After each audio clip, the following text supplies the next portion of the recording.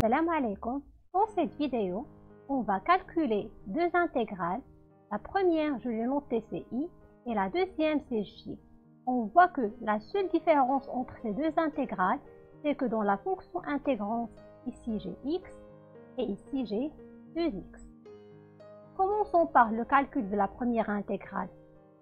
C'est l'intégrale i qui est égale à l'intégrale de la fonction x fois sinus x fois dx.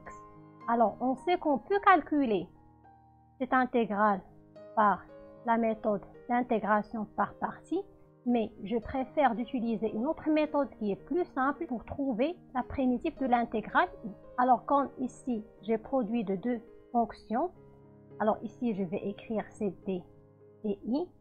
La question qui se pose, quelle est la fonction que je vais la dériver et quelle est la fonction que je vais l'intégrer. Pour la bien choisir, on va utiliser cette astuce, c'est ALPES.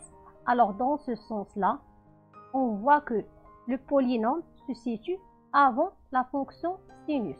Donc on va dériver la fonction polynomiale et on va chercher la primitive de la fonction sinus. Donc on peut écrire ici la fonction polynomiale et ici la fonction sinus x.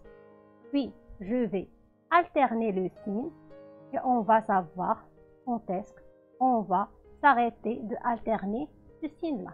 On va commencer par la plus simple. Alors on sait que la dérivée de x c'est 1. Et on va dériver encore une fois 1, c'est 0.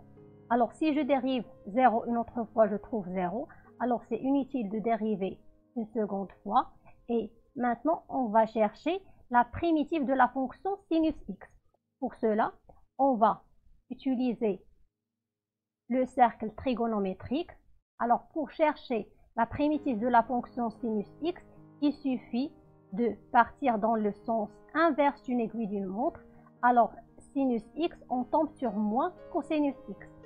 Si je vais écrire c'est moins cosinus x, et si je cherche la primitive de moins cosinus x en partant dans le sens inverse d'une aiguille d'une montre, je tombe sur moins sinus x. Alors comme ici, j'ai trouvé un 0.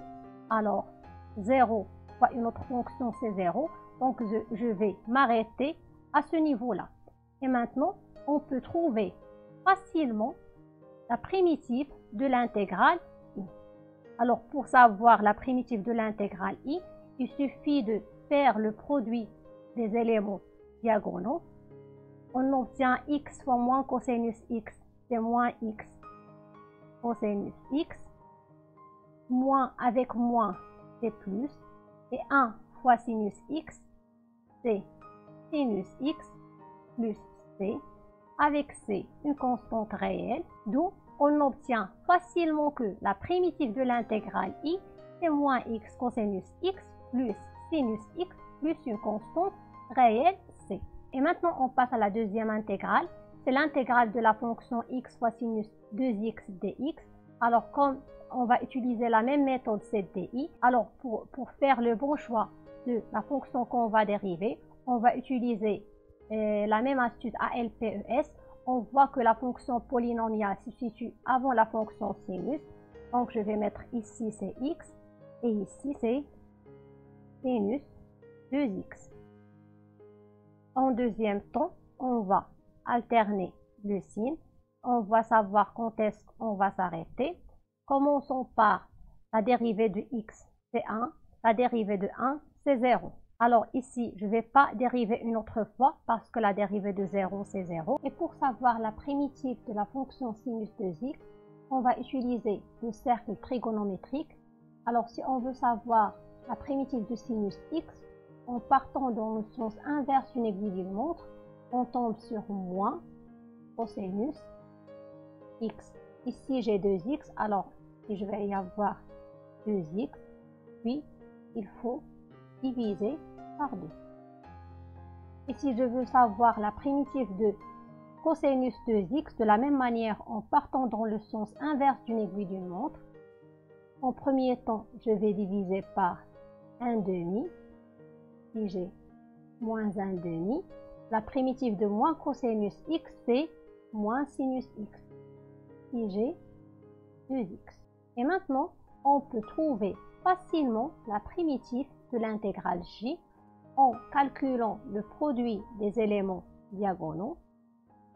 On obtient x fois moins 1 demi cosinus x, c'est moins 1 demi, x fois cosinus 2x, et on a ici 3 signes moins, alors c'est un signe moins, 1 demi fois 1 demi c'est 1 sur 4, et 1 fois sinus 2x c'est sinus 2x plus une constante réelle, c.